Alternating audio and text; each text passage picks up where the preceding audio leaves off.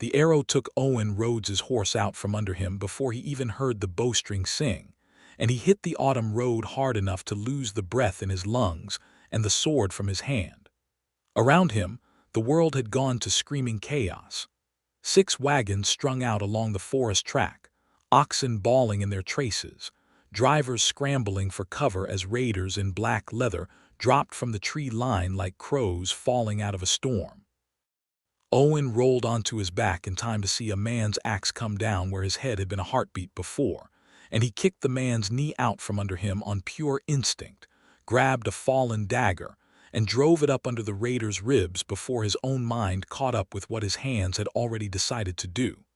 That was when he heard her voice for the first time, and it was not a scream. It was a roar. "Get off the road, little man, unless you want to be trampled." Owen twisted around just as a war cart thundered past him, drawn by 2 massive dun-colored draft horses, and standing braced on the driver's bench with the reins looped around one forearm, and a war hammer swinging free in the other hand was the biggest, most beautiful woman he had ever seen in his life. She was an orc, tall as a doorframe, her skin a deep mossy green that caught the gray autumn light like river stone, her black hair bound back in a thick braid that whipped behind her like a banner. She wore fitted travel leathers, dark and supple, laced tight up the sides so that every powerful line of her body was plain to see, a leather vest cinched close over a linen shirt, and vambraces stamped with a Stonefist sigil at each wrist. She swung the hammer in a wide arc and caught a charging raider full in the chest, sent him flying off the road into the bracken like a rag doll. "Then get up and fight, or you're no use to anybody," she bellowed at Owen, not even looking back to see if he obeyed. He obeyed. Owen scrambled to his feet, snatched up his sword from the mud, and threw himself into the gap she'd torn open in the raider's line. For the next several minutes there was no room in his head for anything but the next blow, the next parry, the ring of steel and the stink of horse sweat and blood. He fought back to back with men he barely knew, guards hired same as him to see the merchant train safely to the harvest fair at Millbrook Crossing, and more than once it was the orc woman's hammer that came down to save one of them, clearing raiders off a fallen driver, smashing through a shield some bandit had looted from a dead soldier years past. When it was over, when the last of the raiders had either fled into the trees or lay groaning in the road, Owen stood gasping with his sword hanging loose at his side, and he found himself staring at her. She was staring back. She had blood on her cheek that was not her own, and her chest heaved with the effort of the fight, and there was something fierce and alive in her yellow eyes that made Owen's own pulse thunder harder than the fighting had. She was, without question, the fiercest and most striking woman he had ever laid eyes on, and he was aware, distantly, that he was staring like a fool. "You fight well for a human with no armor worth the name," she said, striding toward him and looking him over the way a smith might look over a blade, assessing, unhurried.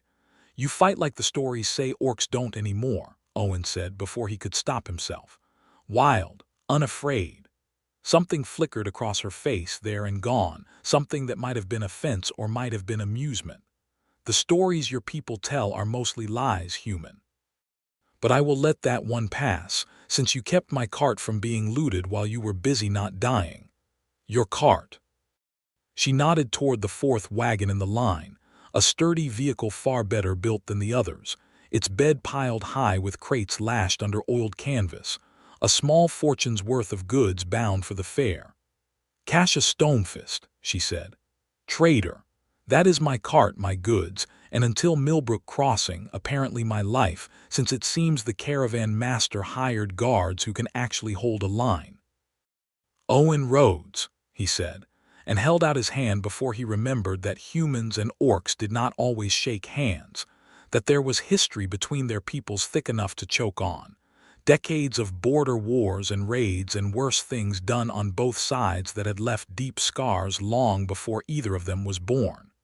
He almost pulled his hand back.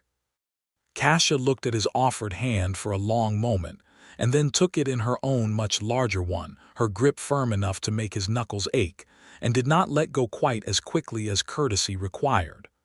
"Owen Rhodes," she repeated, as if tasting the name. Well, you will do, I think. She released his hand, turned, and walked back toward her wagon, hammer still resting easy across one broad shoulder, leaving Owen standing in the road with his heart going like a drum, and no earthly idea what she had meant by that, only a fierce and unfamiliar hope that he would find out.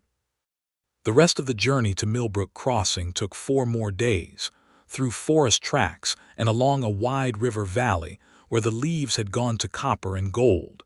And in all that time Owen found reasons to walk his patrol near the 4th wagon more often than strict duty required.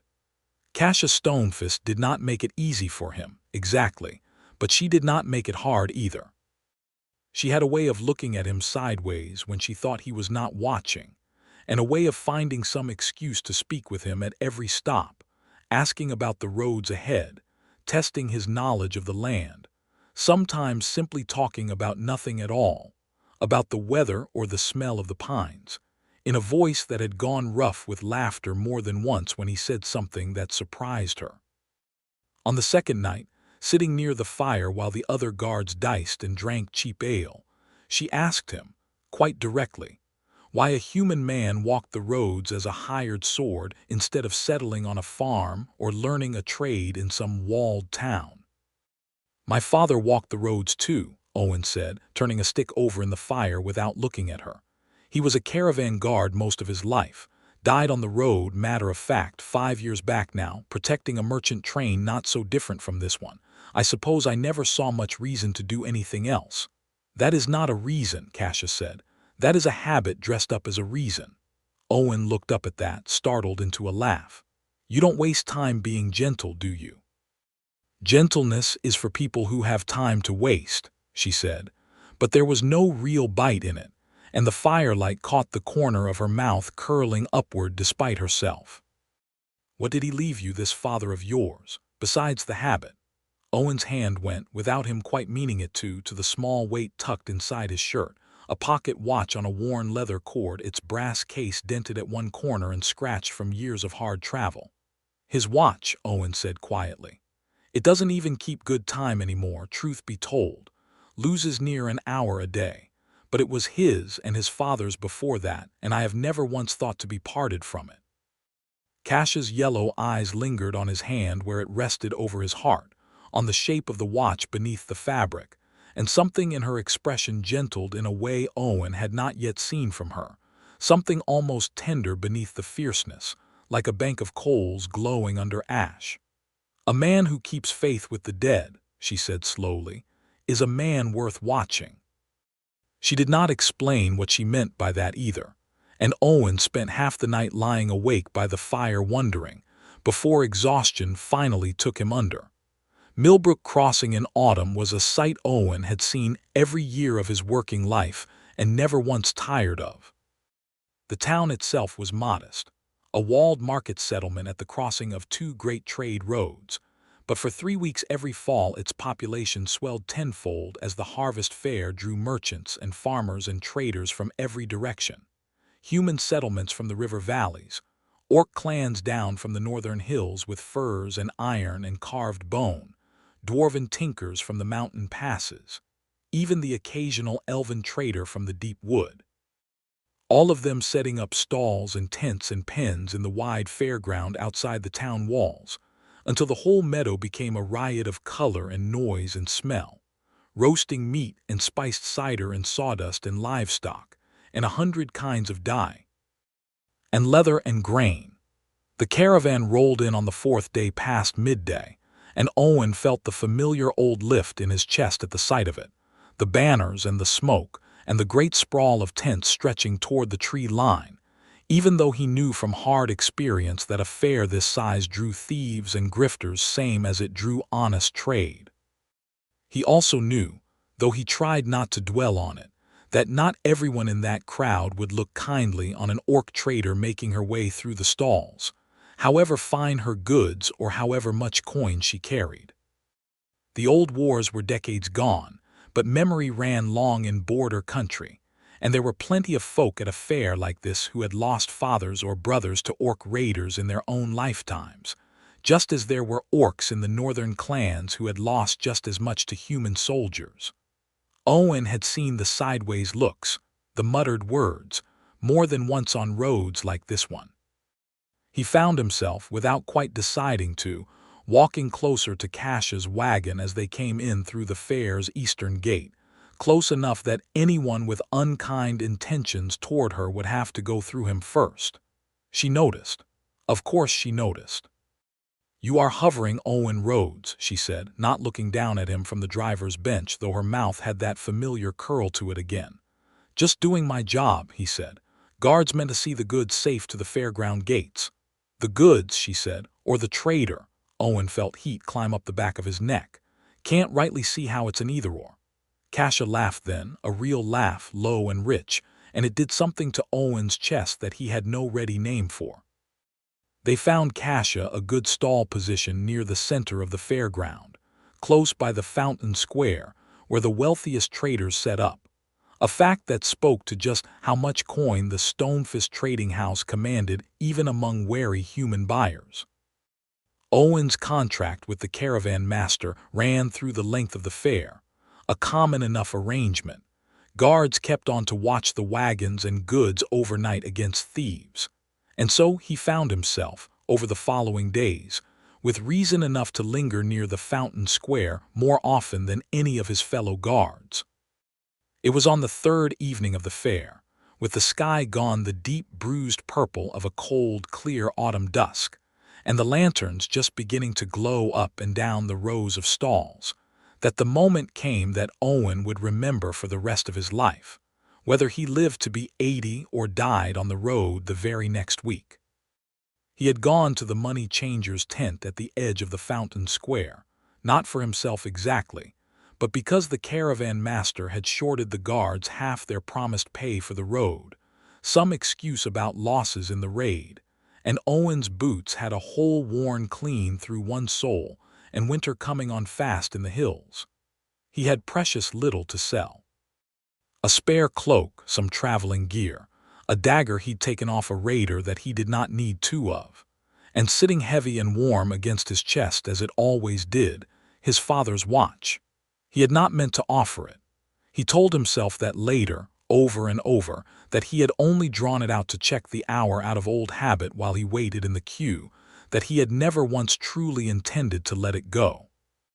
But the money changer, a narrow, sharp-eyed man named Pell, had seen the brass case catch the lantern light and leaned across his little table with sudden interest. "Now that," Pell said, "is a fine old piece. Imperial make, if I don't miss my guess, before the border wars even. I'll give you 8 silver for it on the spot, no haggling needed." "It's not for sale," Owen said, closing his hand around it. 10, then. Come now, friend, 10 silver buys you a winter's worth of boots and bread both, and that old thing barely keeps time from what I can see of the hands." Owen's jaw tightened. "I said it's not for sale." It was at that exact moment that Casha Stonefist arrived at the edge of the money changer's tent, drawn by some errand of her own trading business, and stopped dead at the sight of the watch swinging on its cord from Owen's fist, catching the lamplight. She crossed the space between them in 3 long strides, and there was something in her face, something sharp and sudden and intent, that made both Owen and the money changer fall silent. "That watch," she said. "Let me see it." Owen, bewildered, held it out on its cord, and Casha took it into her broad green palm with a gentleness that surprised him, turning the brass case over, running one thick finger along the engraved initials worn nearly smooth on the back plate, Arthur Rhodes, and a small worn etching of a hawk in flight beneath it. "This is your father's," she said. It was not a question. "And his father's before him," Owen said. "It's not for sale, whatever this man offers." Casha's yellow eyes lifted from the watch to Owen's face, and something passed between them in that look that had nothing at all to do with coin. Then she straightened, turned toward her own wagon standing not 30 paces off at the edge of the fountain square, its bed still piled high with the finest goods the Stonefist trading house had brought south that year. Bolts of northern wool dyed deep indigo, carved amber and worked silver, iron tools tempered in mountain forges, furs thick enough to turn a blizzard. A whole small fortune lashed down under oiled canvas that had taken 3 wagons worth of trade to gather. "I will give you the cart," Cassius said. The words fell into the space between them like a stone into still water, and for a moment nobody moved.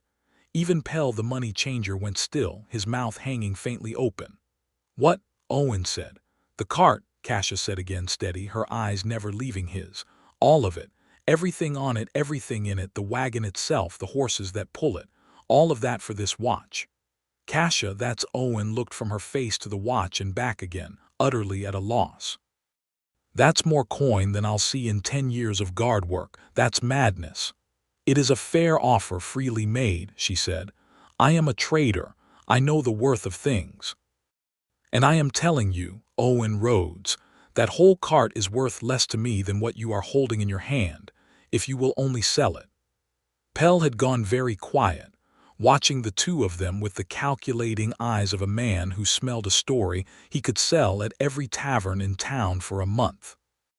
Owen closed his fingers around the watch, feeling the worn brass warm from his own body heat, feeling the weight of it settle against his palm the way it had settled 1,000 times before, on cold mountain roads and in rain, and in the long silent nights after his father's funeral when he had held it and wept and promised himself, promised the empty dark, that he would never let it go. "No," he said. Cassia did not look surprised. If anything, something in her face eased, some tension he had not even noticed until it was gone. "No," Owen said again, more steadily now, meeting her eyes without flinching. "I don't care what it's worth in silver or in wagons or in anything else. This isn't a thing I'm keeping for its value. It's the last piece of my father I've got left in the world, and there isn't enough gold between here and the capital to buy it off me. I'm sorry. I know that's likely the strangest thing anyone's ever told you no to." For a long moment Cassia simply looked at him, and the noise of the fair seemed to fall away around them. The lantern light and the smell of roasting chestnuts and the distant fiddle music from some tavern tent, all of it receding until there was only her face and his and the watch warm between them. "Do you know," Cassia said at last, low, "how many men I have watched sell everything they claimed to love, the moment the price grew high enough? Fathers who sold daughters' dowries, sons who sold mothers' rings, men who swore their honor was not for sale until I made the number big enough that it was. I have built a trading house on knowing exactly how high that number climbs for most people, Owen Rhodes, and you just told me there is no number at all." "There isn't," Owen said simply. Cassia reached out then, and with 2 fingers she gently closed his hand more fully around the watch, pressing it back against his palm, her touch lingering a moment longer than it needed to. "Then keep it," she said, her voice rough now in a way that had nothing to do with anger. "And know that you have just refused the largest single offer this cart of mine has ever been worth, and that I have never in my life respected a man more for turning me down."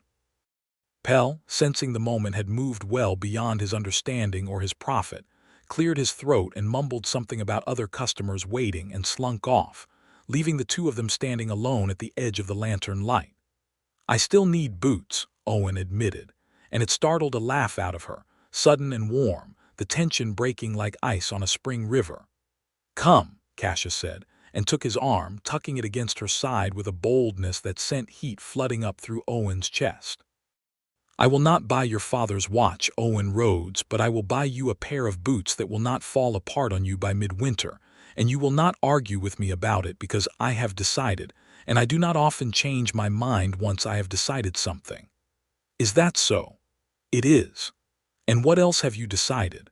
Owen asked, daring to look sideways at her as they walked, the fair swirling gold and warm around them. Cassia's eyes glittered in the lantern light, and she did not answer right away, only smiled a slow, deliberate smile that made Owen's pulse trip over itself. "That," she said, "you will find out in time." They bought the boots from a cobbler 2 rows down, good sturdy leather with iron-tacked soles, and Cassia paid for them over Owen's protests with a handful of silver that she waved off as though it were nothing at all. And then, because the night had turned properly cold, and the fiddle music from the tavern tent had grown livelier.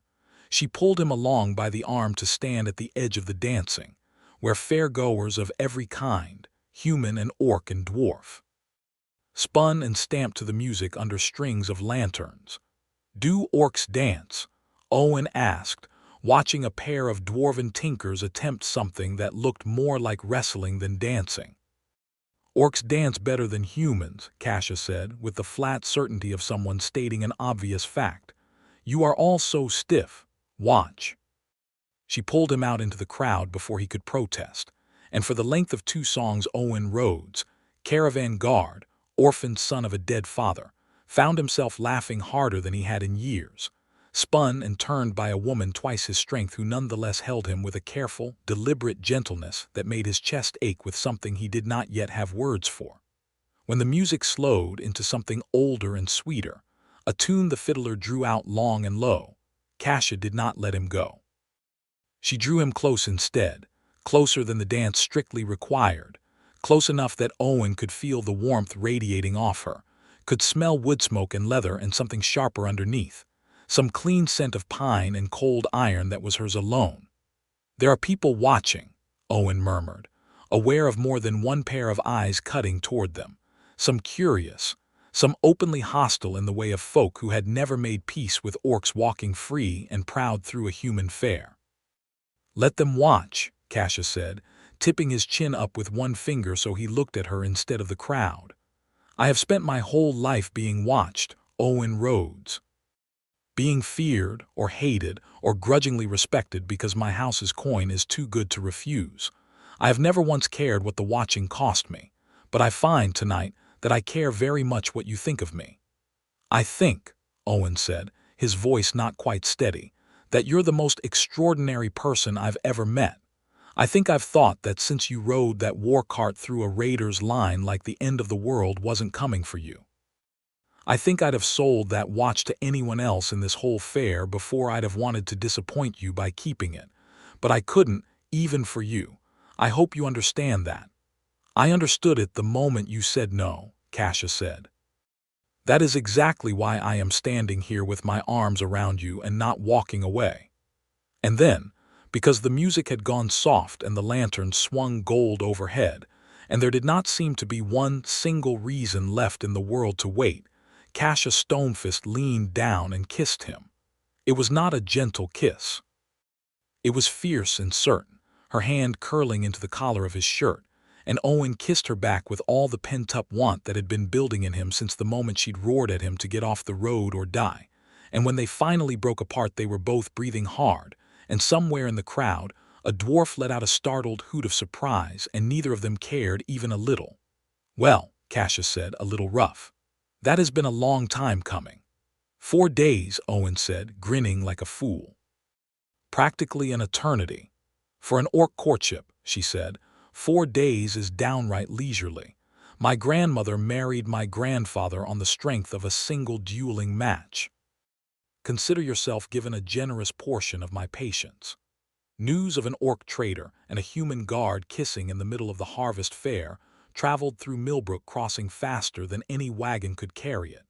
And by the next morning Owen had already fielded more than a few sharp looks and one outright sneer from a farmer he'd never even met. A red-faced man who spat near his boots and muttered something about humans who forgot themselves. Owen had simply looked the man dead in the eye and said, calm as still water, that he had not forgotten a single thing, and that the man was welcome to take his complaint up with Kasia Stonefist directly if he had the stomach for it, at which point the farmer had found somewhere else to be with remarkable speed. But it was 3 days after that, on a gray morning heavy with the smell of coming rain, that trouble of a far more dangerous sort came to find them. It began with a scream from the direction of the livestock pens, and Owen was already moving before his mind had fully caught up, sword loose in its sheath, boots pounding the churned mud between the stalls. He found a crowd gathering around an overturned cart, one of the smaller trader's rigs its owner, a stout woman named Murda who sold pickled vegetables and preserves, sitting in the mud with her hands over her face, sobbing that her strongbox had been stolen in the night, 3 months' profit gone. Every coin she'd hoped to carry home to feed her children through the winter. It would have been simply another sad story of fair-going misfortune. One thief among the crowds who'd slipped away clean, except that someone in the gathering crowd, a merchant Owen half recognized, pointed a shaking finger toward the fountain square and said, loud enough for half the fair to hear, that he'd seen an orc lurking near the pens the night before, skulking about in the dark like she had no business there. The crowd's mood shifted like a held breath finally released, ugly and fast. More voices joined in, some claiming to have seen the same thing, others simply eager to have someone to blame, and within minutes a knot of angry fairgoers had turned and begun moving with grim purpose toward the fountain square, toward Cash's stall. Owen ran. He reached the fountain square only a few strides ahead of the mob, found Cassia standing tall and unmoving at the front of her stall, arms crossed, chin lifted, facing down a crowd of perhaps 30 humans with nothing but her own fearless calm as armor, and something in Owen's chest twisted violently at the sight, fear for her tangled up with a fierce and burning pride. She's the thief. The same merchant shouted, shoving his way to the front. Everyone knows orcs can't be trusted with an honest fare, sneaking about at night, taking what isn't theirs. I have not left my own stall after dark since we arrived, Cassia said, her voice carrying cold and clear over the crowd's noise. I have sat every night with my own goods, same as any honest trader, and I will not stand here and be called a thief by a man who has never once spoken to me before this moment. That's what they all say, someone else called. Enough. Owen pushed his way through the crowd and planted himself directly between Cassia and the angriest of the mob, sword still sheathed but his hand resting plain and visible on the hilt, and he raised his voice loud enough to carry. I've been standing guard near this stall every night of this fair, he said. Every single night. I would have seen her leave, and she did not leave, not once.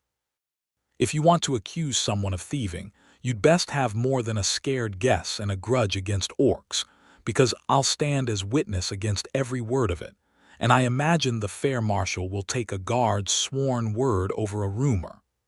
The merchant's face went red and blustering. And why should we trust the word of a man who's taken up with her? Because it's the truth, Owen said simply, and because I've got nothing to gain from lying and everything to lose, which is more than I can say for whoever's spreading these rumors instead of looking for whoever actually broke into Murda's cart. There was a long, ugly silence, the crowd's fury looking for somewhere to go and finding, for the moment, no easy outlet. It was Cassia who broke it, stepping forward past Owen with slow, deliberate calm. I will give my own coin, she said, to help make up what was stolen from Murda, not because I owe a debt for a crime I did not commit, but because I have seen hardship enough in my own life to know what a stolen winter's wages costs a family.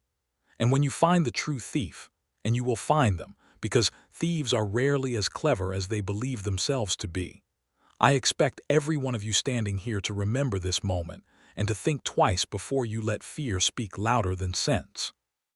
It was not forgiveness the crowd offered her, not exactly, not all at once.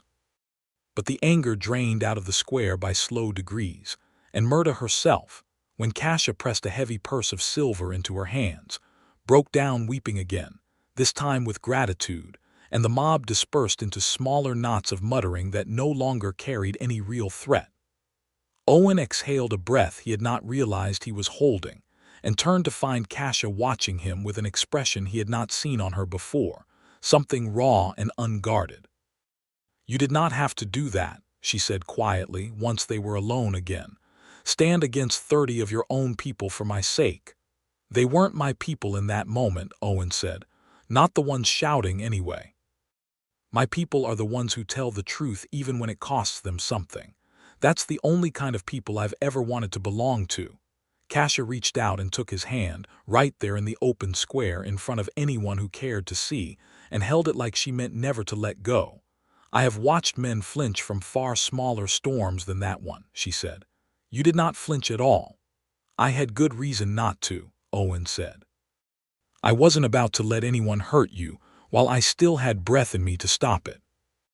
That night, lying wrapped in furs beside the low coals of her stall's night fire, Kasia told him, in a voice gone quiet and unguarded in a way it rarely was, about growing up the youngest daughter of a trading house on the edge of ruin, about clawing her way up through years of humiliation and hard bargains, and being underestimated by every human merchant who saw only a savage where she stood, about how she had sworn to herself long ago that she would never again let anyone see her flinch, not once. Not for anything. And yet, Owen said softly, tracing a thumb along the back of her hand, you flinched tonight just for a moment, when that crowd turned. I did not flinch for myself, Kasia admitted. I have been called worse things by worse crowds. I flinched because I was afraid of what it would cost you to stand beside me. That is new for me, Owen Rhodes. I do not know what to do with being afraid for someone else's sake. Get used to it, Owen said, and kissed her temple, feeling her breath catch. Because I'm not planning on going anywhere. The thief, it turned out 3 days later, was not an orc at all, nor any of the wandering strangers the fair's rumor mill had eagerly blamed in turn. A dwarven tinker, a hollow-eyed drifter, a family of river traders passing through. The thief was Dallin Crew, clerk to the fair's own caravan master, a thin, soft-spoken man Owen had shared a dozen meals with on the road south and never once suspected, and the discovery of it came about almost by accident, and it changed everything. It began when Owen, making his usual night rounds along the merchant rows, found the fair's under marshal, a grizzled old soldier named Torvin, arguing in hushed, urgent tones with 2 of the town watch outside the caravan master's tent. 3 more strongboxes, Torvin was saying, low and furious, same as Murda's. Clean cuts through the canvas, locks not forced but somehow already unlocked, like whoever's doing this has a key to every strongbox in the fair. This isn't some sneak thief working alone. Someone's feeding information to whoever's behind this. Owen slowed his steps, listening, and it was in that moment that he caught sight of Dallin Crew slipping away from the shadow of the caravan master's tent, moving fast and low toward the tree line at the fair's northern edge, well past the hour any honest clerk ought to have business being about. Something cold settled in Owen's stomach. He had shared a fire with that man. Dallin had laughed at Owen's stories, had asked after Kasia with what seemed like genuine friendly curiosity, had seemed, in every way, like exactly the sort of ordinary, harmless man nobody would ever suspect of anything. Owen followed him. He kept well back in the shadows between the tents, moving as quietly as 5 years of road work had taught him, and watched Dallin Crew slip through a gap in the fairground's rough perimeter fence and out into the dark tree line beyond, where a low whistle answered him from somewhere in the brush, and a second shape emerged to meet him. A broad-shouldered man in a dark hood with a red cloth mask pushed up on his forehead, the mark, Owen realized with a jolt, of Red Mask Vance. The very raider chief whose men had ambushed their caravan on the road south. 3rd night running, and the marshal's getting sharper, Owen heard Dallin say, voice pitched low but carrying in the still night air. You need to strike the big prize soon, before they tighten the watch past breaking. The orc's wagon. Everyone's already primed to believe she's the thief, thanks to the rumors I've been feeding round the fair. Hit her stall, make it look like she ran with the goods herself, and you'll have every human at this fair baying for orc blood by morning. Good for your raids for years to come, once folk remember why they used to fear you all. Good for my purse too, since half of what's in that wagon is worth more than every other stall here combined. Owen's blood went to ice. This was never about simple theft. This was about breaking Kasia, ruining her, using old hatred like kindling to burn her reputation and her house's trade to the ground, and using Owen's own caravan, his own hard-won trust, as the very road that let the raiders walk in close enough to do it. He did not wait to hear more. He turned and ran back through the fairground, heart hammering, straight for Kasia's stall, praying to whatever gods might be listening that he was not already too late. He was not too late, but only barely. He found Kasia awake, sharpening a long trade knife by the low coals of her fire, and the moment she saw his face she was on her feet before he'd even finished crossing the distance between them. "What is it?" she said, no question mark in it at all, only certainty that something was badly wrong. "Dallin Crew," Owen said, breathless. "The caravan master's clerk. He's been feeding information to Red Mask Vance's raiders, the same men who hit us on the road. They're planning to hit your wagon tonight, make it look like you ran with your own goods, turn the whole fair against every orc within 100 miles. I heard it myself, not 10 minutes gone at the north fence." Cash's face went utterly still, the particular stillness Owen had learned meant she was at her most dangerous. "How many raiders?" she said. "I don't know. More than just the 2 I saw, I'd wager, if they mean to hit the wagon and fight off any guards in the way." "Then we will need more than 2 of us as well," Cassius said, already reaching for her war hammer where it leaned against the wagon wheel, already moving with the brisk efficiency of a woman who had faced down worse odds than this before, and intended to walk away from this one too. They roused Torvin the undermarshal first, told him everything, and watched the old soldier's face go through fury and grim resolve in quick succession. He believed them at once, Owen realized with relief.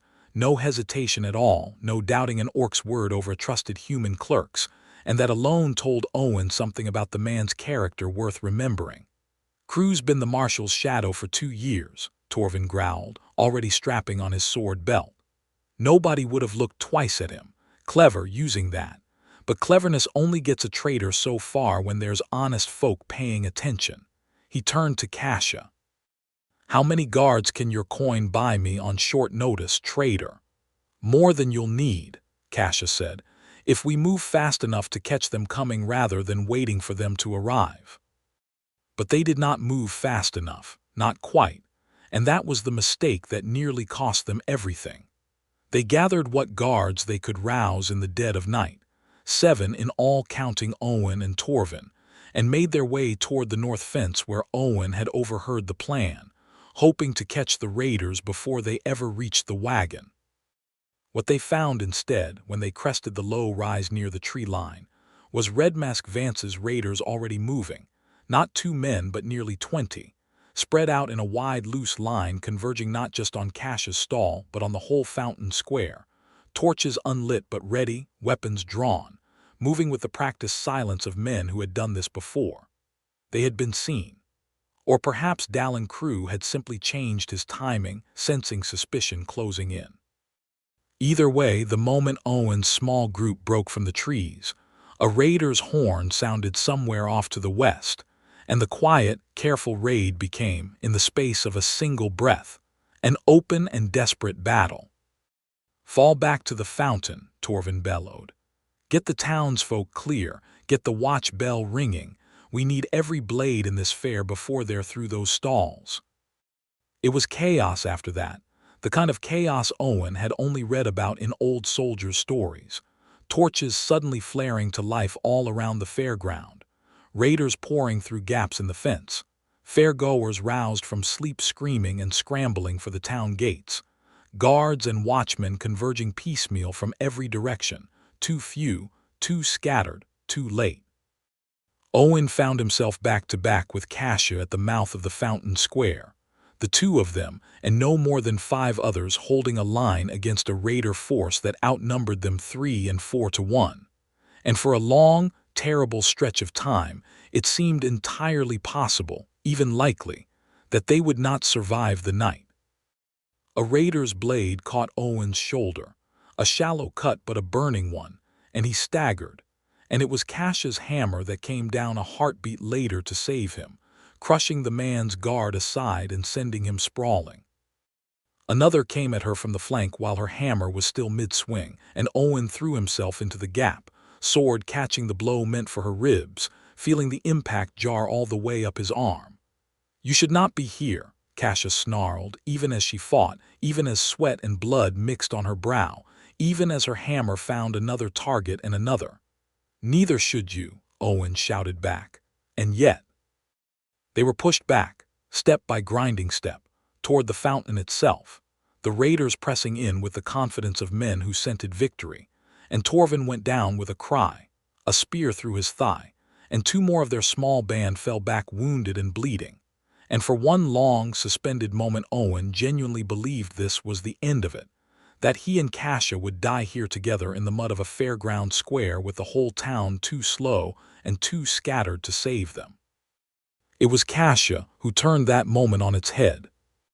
"To the wagon," she roared, grabbing Owen's arm with bruising strength and hauling him bodily toward her own cart, still standing where she'd left it at the stall, its bed piled high with crates and canvas. "Now, Owen, move." They reached it just as 3 raiders converged, and Cassia, with a strength that took Owen's breath away even in the desperation of the moment, seized the edge of a heavy crate of northern iron tools and heaved it bodily off the wagon bed to crash down in the raiders' path, buying them a precious handful of seconds. She vaulted up onto the driver's bench, hauling Owen up behind her with one arm, and snatched the reins. "Hold on to something," she snapped, "and do not let go." The 2 great dun horses surged forward, and Cassia drove the war cart directly into the thick of the raider line the same way she had driven it through bandits on the road south, using the sheer weight and momentum of horse and wagon as a weapon, scattering men left and right. And Owen, clinging to the bench with one hand and his sword with the other, understood in a rush of fierce admiration that this was no desperate flight. She was not running from the fight, she was turning the tide of it. "The bell tower," Owen shouted over the din, spotting the narrow stone watchtower at the fairground's edge, an old defensive structure left from some earlier, harder age, its high platform reachable only by a single ladder. "If we can hold the base of it, they can't come at us from more than one side." Cassia hauled the cart around in a hard turn that nearly threw Owen from the bench, and drove them toward the tower at a dead run, and when they reached it, she brought the wagon broadside across the narrow approach, an instant barricade, and the 2 of them dropped down behind it just as the first wave of pursuing raiders arrived. What followed was, without question, the fiercest fighting of Owen's life. They held that narrow gap between wagon and tower wall for what felt like hours, and was likely no more than 20 desperate minutes, raiders climbing over the wagon bed, Cassia's hammer meeting them at the top of every rush, Owen guarding the low gap beneath where smaller, faster men tried to slip through. The 2 of them moving together with an instinct that felt, in the madness of the moment, like something far deeper than mere battlefield coordination, like 2 halves of the same fighting will. A raider's blade found Cassia's side, a glancing cut that tore through leather and drew a hiss of pain from her, and Owen's vision went red with fury, and he put himself bodily in front of her for 3 full breaths, sword flashing, driving the man back and down, before Cassia's hammer finished what Owen's blade had started. "You are bleeding," she gasped at him when there came a brief lull. "So are you," he said. "We'll bleed together then and worry about it after."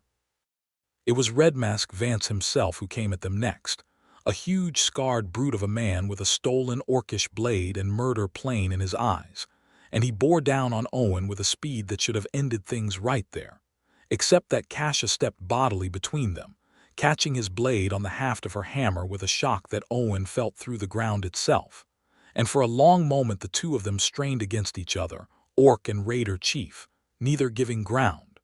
Owen did not hesitate. He drove low and hard, driving his sword into the back of Vance's knee, and the raider chief's leg buckled, and Cassia's hammer came down in the same instant, and it was over. The horn call of the town watch finally, mercifully, arrived at nearly the same moment, a full company of armed men and women pouring through the fairground gates with torches and blades, and the raiders' nerve, already shaken by the loss of their leader, broke entirely. What had been a battle became a rout, and within minutes the fight had scattered into the dark, most of the raiders fleeing back toward the tree line, a handful more taken captive by the arriving watch. Owen sagged back against the stone wall of the tower, chest heaving, blood running warm down his shoulder, and Cassia sank down beside him, her own side bleeding freely through torn leather, and for a long moment neither of them said anything at all, only breathed and lived, and could not quite believe they had done both.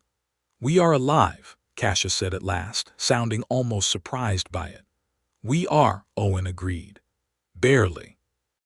"Barely is enough," she said, and reached for his hand and held it so tightly it hurt, and Owen did not care one bit. Dallin Crew was found before dawn, hiding in the caravan master's own supply tent with a bag of stolen coin already packed for flight.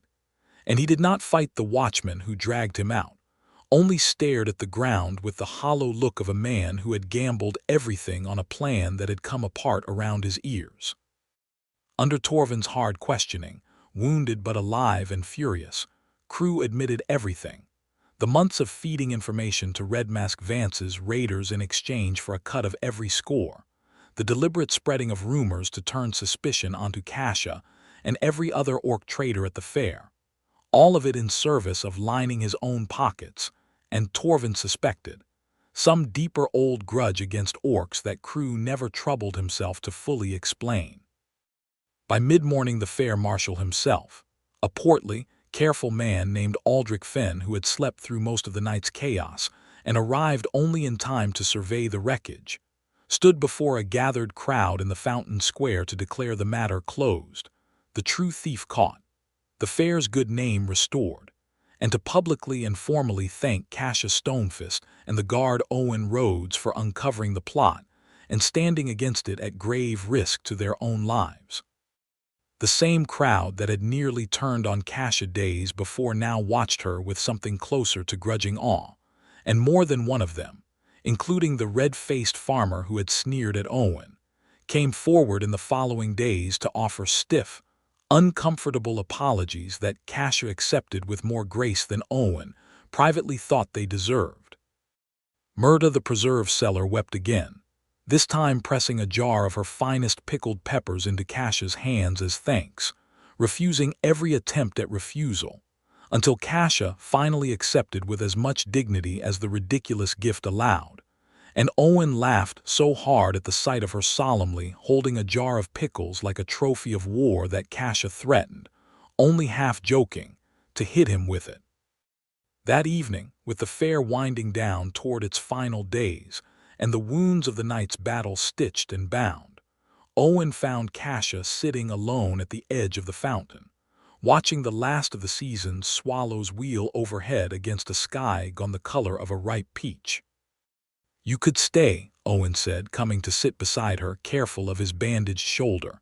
"The town's already talking about hiring on more guards year-round, given what happened. Torvin's put in a good word for you if you wanted to set up trade here permanent. Fixed stall, fixed house, no more roads." Kasia was quiet for a long moment, turning that over. "Is that what you want? A fixed house? No more roads?" Owen considered it honestly, turning the watch over in his fingers where it hung from its cord, warm from the day's sun. "I used to think so," he admitted. "I used to think if I could just find somewhere steady to plant myself, some town that'd have me, I'd finally stop feeling like I was always waiting for the next road to open up under my feet. But I don't think that's really what I want anymore, or it's not the whole of it anyway." "What is the whole of it then?" Owen looked at her, at the fierce, beautiful, unyielding shape of her silhouetted against the fading light, and felt something settle in his chest that had been unsettled and searching for 5 long years. "You," he said simply. "Wherever that leads, road or house, it doesn't much matter to me anymore, so long as it leads where you're going." Kasia turned to face him fully then, and there was something in her yellow eyes that Owen had never seen there before, something raw and unguarded and entirely without armor. "My people have a custom," she said slowly. "When a warrior chooses a mate she means to keep for the whole of her life. It is called the claiming mark. It is not given lightly, and it is never given to someone unworthy of it, and once given, it cannot be taken back without shaming both who wear it." "Tell me," Owen said, though his heart was already hammering with the answer he hoped for. Kasia reached up and drew a small curved blade from her belt, no longer than a finger, and Owen understood, with a jolt of something between fear and fierce want, exactly what she meant to do. "It leaves a scar," she said. "A small one here." She touched the curve of her own collarbone. "That marks a bond meant to last a lifetime. I would not ask this of you if I did not mean every word of it, Owen Rhodes. I have never asked it of anyone before you." "Then ask," Owen said, and did not flinch when she drew the blade close. The cut was small and precise, a thin line just above his collarbone that stung sharp and hot, and Kasia, with the same blade, drew an identical mark on her own skin, and then pressed her wound to his, blood mingling for a brief, charged moment before she bound both marks with a strip of clean linen, her hand steady even though her breath was not. "There," she said, low and rough. "Now any one of my people who sees that mark will know you belong to Kasia Stonefist, and woe to any who think to test what that means." "And what do I get to claim in return?" Owen asked, daring, his pulse thundering. Kasia's mouth curved into that slow, dangerous smile he had come to crave more than anything else in his life. "Whatever you are brave enough to take," she said, and pulled him into a kiss that tasted of smoke and blood and something fiercely, undeniably like home. They did not part again that night. What passed between them beneath the stars near the quiet fountain, wrapped together against the autumn chill, was neither hurried nor careful but something in between, an unfolding of trust built on a battlefield and a broken cartwheel, and a watch that would not be sold, hands finding scars and finding softness in equal measure, low words traded back and forth that neither of them would ever repeat to another living soul. And when dawn finally came pale and gold over the fairground, Owen woke with Kasia's arm heavy and warm across his chest and understood, with a certainty that settled all the way to his bones, that he had never in his life felt less alone. The final days of the harvest fair passed in a strange, golden hush after the violence of that night, as though the whole fairground had exhaled after holding its breath too long. Kasia sold the last of her goods at prices even she seemed startled by, her reputation, if anything, burnished rather than tarnished by the tale of the battle at the bell tower, which grew taller and more dramatic with every telling, until Owen barely recognized himself in the versions sung by traveling minstrels within the week. Torvin recovered from his wounded leg well enough to walk with only a slight limp, and made a point, before the fair's end, of seeking Owen out personally to offer him a permanent position with the town watch, an offer Owen turned down with genuine gratitude and no small measure of relief, because he had already made up his mind about what came next, and it did not involve settling behind Millbrook Crossing's walls. On the last morning of the fair, as wagons began the slow process of packing up, and merchants said their farewells, promising to meet again next harvest season, Owen stood beside Kasia's war cart, freshly repaired and reloaded with the last of her unsold trade goods, and watched the caravan master, a cautious man named Bayan who had taken over Dallin Crew's disgraced position with visible nervousness, approach with a contract scroll in hand. "We'll need guards again come spring," Bayan said, a little too eagerly. "Good coin for anyone who signs on early, especially anyone with your particular experience, Master Rhodes." Owen looked at the scroll, and then at Kasia, who stood watching him with careful, deliberate patience, giving him the space to make his own choice without pressure, though he could see plain as day in her eyes what she hoped that choice would be. "I appreciate the offer," Owen said, and handed the scroll back unsigned. "But I think I've found the road I mean to walk from here on, and it isn't tied to any one caravan's schedule." Bayan blinked, glanced between the two of them, and seemed to understand well enough not to push further, mumbling something about good fortune before retreating. "You are certain," Kasia said, once he was gone, "that this is what you want?" "No fixed pay, no fixed home, only the road and my trade and whatever trouble finds us along the way." "I've never been more certain of anything," Owen said. "I told you already. I don't much care where the road goes, so long as I'm walking it with you." Kasia reached out and touched the small healed scar above his collarbone, then the twin mark above her own, and something in her fierce face softened into an expression of open, undisguised joy that Owen suspected very few people in her whole life had ever been allowed to see. "Then let us go," she said, "and see what the roads have left to show us." He climbed up onto the driver's bench beside her, the same bench she had stood upon like a conquering storm the very first time he ever saw her, and took up the reins alongside her own broad, capable hands. And together they guided the great dun horses out through the fairground's western gate, past the last of the packing stalls and the smoldering cook fires, out onto the long open road that wound away through hills gone every shade of copper and gold beneath the wide autumn sky. Behind them, Millbrook Crossing's walls shrank slowly into the distance, and the fair's noise and color faded into memory, but the watch at Owen's throat kept its own quiet, imperfect time against his skin, ticking too fast some days and too slow on others, exactly as it always had, exactly as his father had once worn it on roads not so very different from this one. He was not selling it. He would never sell it. But he understood now, riding beside Kasia Stonefist with her shoulder warm against his and the whole wide world opening up ahead of them, that some things were worth more than any single cart of treasure precisely because they could not be bought, only kept and cherished, and carried forward into whatever came next. Where to first? Owen asked, as the road forked ahead of them, one branch leading north toward the Orc clan holds in the misted hills, the other winding east toward river towns he had never once had reason to visit before. Kasia considered the choice for only a moment, then flicked the reins to send the horses north, toward home ground that had never once been his, but that she meant, plainly, to make his all the same. "North," she said. "I have a trading house that has never once met the man who refused my whole cart for the sake of a broken old watch, and I intend for every one of them to know exactly why I chose you, and why I do not intend to ever let you go." Owen laughed, full and unguarded, and leaned into her side as the cart rolled on beneath the wide autumn sky, and felt, for the first time in 5 long years of walking lonely roads, entirely and unshakably found. The hills rose ahead of them, gold and green and endless, and neither of them looked back.